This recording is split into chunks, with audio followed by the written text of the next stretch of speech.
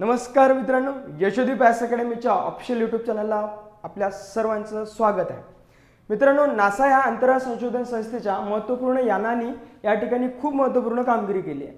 आता ते महत्त्वपूर्ण यान बघा, त्याचं नाव आहे ओसायरिस रेक्स नाव आहे अंतराळ.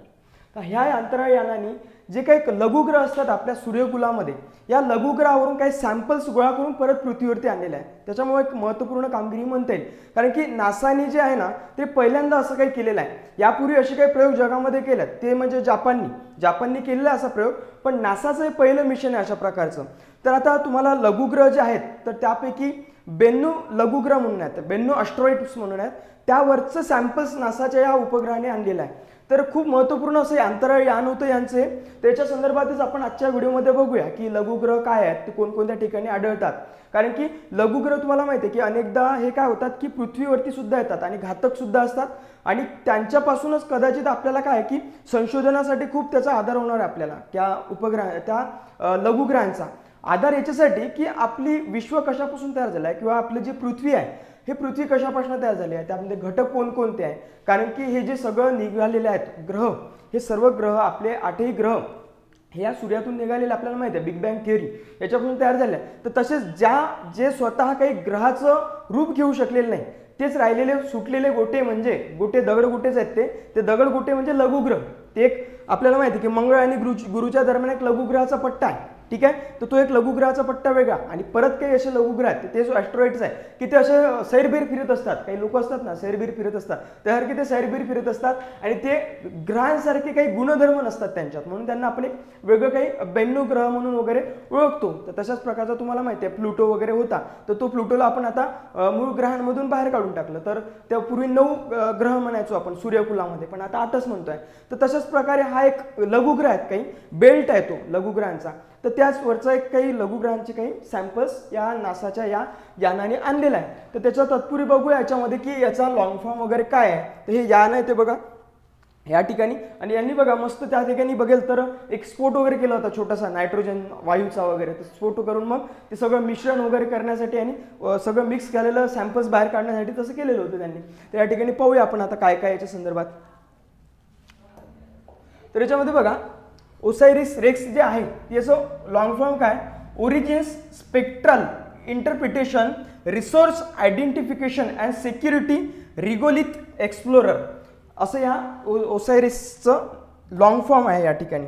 त्यानंतर बघा लघुग्रहावरून यांनी काही नमुना गोळा केला, काही सॅम्पल्स गोळा करून पृथ्वीवरती परत आणले, आणि यूएसची पहिलीच मोहीम अशी बेन्नू ग्रहावरची, बेन्नू उपग्रह जे आहे याच्यावरची यूएसची पहिलीच मोहीम आहे.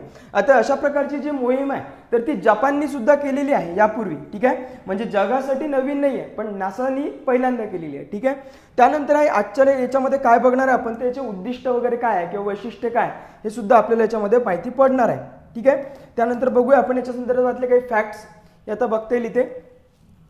त्यानंतर बघा याच्यामध्ये हे मिशन जे आहे सप्टेंबर 2016 मध्ये प्रक्षेपित करण्यात आलेलं होतं. हे यान सप्टेंबर 2016 मध्ये प्रक्षेपित करण्यात आलेलं होतं, आणि 2018 मध्ये हे लघुग्रहावरती पोहोचलेलं होतं. जो बेन्नू उपग्रह आहे लघुग्रह, बेन्नू लघुग्रहावरती पोहोचलेलं होतं. कधी 2018 मध्ये, पण परतलं कधी आपल्या या सप्टेंबर महिन्यामध्ये हे उपग्रह हा जो यान आहे हे यान परतलेलं आहे. त्या उद्देशाने बघायचं उद्दिष्ट काय, बेन्नू ग्रहावरून किंवा त्यांना 60 ग्रॅमचा नमुना मिळवायचा होता. 60 ग्रॅम छोटासा एकदम 60 ग्रॅमचा नमुना मिळवायचा होता, तिथून सॅम्पल मिळवायचं होतं, आणि त्याचं काही विश्लेषण करायचं होतं, त्याला अनालिसिस करायचं होतं, आणि पृथ्वीवरती परत आणायचं होतं ते, ठीक आहे. तर त्यांनी आणलेलं आहे यशस्वीपणे ते.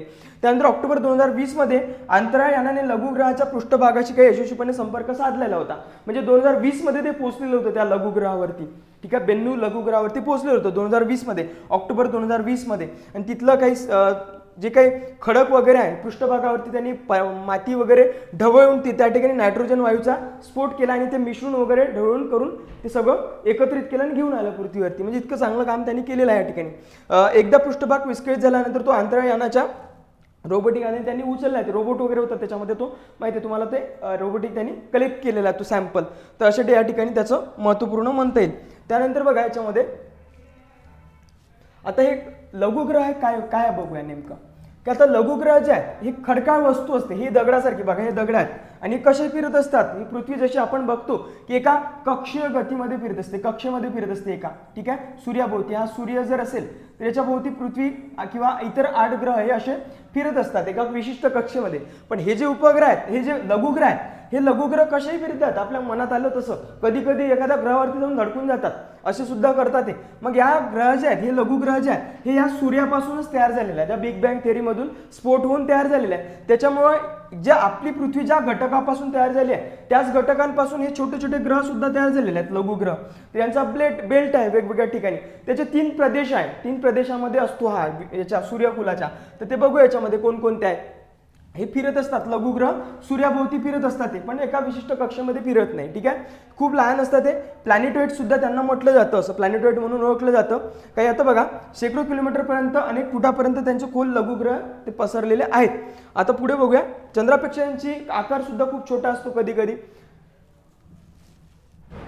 त्यानंतर या लघुग्रहाचं वर्गीकरण कसं केलं जातं, आता ते वेगवेगळ्या भागामध्ये कसे कसे आहेत हे आपल्याला दिसतात या ठिकाणी. बघा, आपला हा ज्युपिटर आहे, ज्युपिटर आणि मार्स, मंगळ आणि गुरु यांच्या मधामध्ये असलेला हा बेल्ट आहे लघुग्रहांचा. हा बेल्ट दिसतोय असा, हा बेल्ट असा सुद्धा आहे आणि कसा सुद्धा दिसतोय, गुरुच्या मधात सुद्धा असं काही दिसतोय. आणि काही काही बघितले तर ते आपल्याला पृथ्वीच्या इथे या भागात सुद्धा दिसतात, असे छोटे छोटे. आणि ते कधी कधी आपल्या पृथ्वीवरती सुद्धा येण्याचे चान्सेस असतात, ठीक आहे, बरेचदा लघुग्रह वगैरे. आता लघुग्रह सूर्याच्या 3 प्रदेशात आहेत. तर तो लघुग्रह पट्टा कोणता आहे, एक म्हणजे मंगळ आणि गुरुच्या मधात असलेला तो हा पट्टा व्हाईट कलर मध्ये दिसतो तो हा पट्टा, एक मंगळ आणि गुरुच्या मधात असलेला हा लघुग्रहाचा पट्टा आहे. त्यानंतर बहुसंख्य ज्ञात लघुग्रह आणि 1 किलोमीटरच्या व्यासापेक्षा आहे, किंवा 1 ते 2 दशलक्ष लघुग्रह असे लहान छोटे मोठे असलेले आहेत या ठिकाणी, ठीक आहे. आता पृथ्वीजवळ तर काही लघुग्रह आहेत, पृथ्वीच्या जवळ सुद्धा काही लघुग्रह फिरत असतात चंद्राप्रमाणे. तर तसे पण चंद्र थोडं विशिष्ट कक्षेमध्ये फिरतो, पण हे लघुग्रह तसे फिरत नाही. तर ते कसे सैरभैर फिरतात, ठीक आहे. पृथ्वीच्या जवळ लघुग्रह सूर्यापेक्षा पृथ्वीजवळ असतात जास्त. आतापर्यंत सुमारे 10,000 शोधण्यात आलेले असे, आणि 1400हून अधिक जे आहे ते संभाव्य धोकादायक असल्यास सिद्ध झाले. म्हणजे 1400च्या जवळपास जे आहे ते खूप धोकादायक आहेत, ठीक आहे. तर त्यानंतर बघा, याच्यामध्ये ट्रोजन लघुग्रह आहेत. ट्रोजन लघुग्रह आहेत, काही पृथ्वीजवळ असलेले लघुग्रह आहेत आणि एक काही आपल्या मंगळ आणि गुरुच्या दरम्यान असलेला लघुग्रहाचा बेल्ट आहे. अशा 3 प्रदेशामध्ये हे लघुग्रह आढळतात. ट्रोजन ग्रह म्हणजे बघा, ते ट्रोजन ग्रह हे असे आहेत जे या गुरुच्या पट्ट्यासोबत जसे फिरतात, या कक्षेसोबत फिरत असतात, यांना ट्रोजन ग्रह म्हणतात. ट्रोजन लघुग्रह ते एका विशिष्ट कक्षेमध्ये फिरतात, पण ते स्वतः फिरत असताना ते कसे फिरतात, पण या पट्ट्यात एका कक्षेमध्ये फिरतात, या मुख्य ग्रहासोबत फिरत असतात, ते मुख्य ग्रहासोबत. हे ट्रोजन ग्रह आहेत, ते ट्रोजन ॲस्ट्रॉइड्स म्हणतात त्यांना, ट्रोजन ॲस्ट्रॉइड. तर असे महत्त्वपूर्ण हे उपग्रह आहेत. तर याच उपग्रहांवरून आपण वेगवेगळे काही सॅम्पल्स घेतलेले दिसून येतात आपल्याला. तर आता बेन्नू ग्रहाबद्दल काही महत्त्वपूर्ण बघू याच्यामध्ये. बेन्नू हा बी प्रकारचा एक पृथ्वीजवळील लघुग्रह आहे. आता बघा, हा जो आपण पाठवलेला आहे, हा लघुग्रह आपल्या पृथ्वीजवळ असलेला काही तिथून आपण सॅम्पल आणलेला आहे, पृथ्वीजवळच्या असलेल्या लघुग्रहावरून.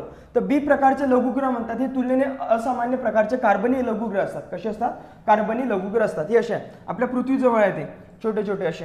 आणि कसे कधी कधी पृथ्वीवर येऊ शकतात, ते 10,000च्या जवळपास आहेत, ठीक आहे. कार्बनचे प्रमाण जास्त असते त्याच्यामध्ये, त्यामुळे लघुग्रहावर त्यांच्यावर पडणाऱ्या प्रकाशाच्या 4% प्रकाश परावर्तित करतात, आणि जो खूपच कमी असतो तो. त्यानंतर पृथ्वीवरून सुमारे 30% प्रकाश परावर्तित करते पृथ्वीवरून. याच्यामध्ये पुढील काळामध्ये काही बघा, बेन्नू पृथ्वीवर धडकणार आहेत काही ग्रह, जे लघुग्रह आहेत ते 2175 ते 2199 या काळामध्ये बघा, म्हणजे फार नंतर पडणार आहे ते, आपल्या कितीतरी पिढ्यांच्या पुढे.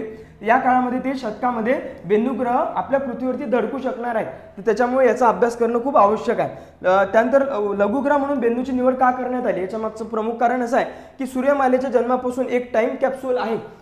तर या शास्त्रज्ञांचा असा विश्वास आहे की ते 4.5 अब्ज वर्ष जुने आहेत, आणि त्यांच्या निर्मितीपासून फार मोठे बदल झालेले नाहीत, म्हणून त्याला सूर्यमालेच्या जन्मापासूनचे रासायनिक आणि खडकं त्यामध्ये आहेत.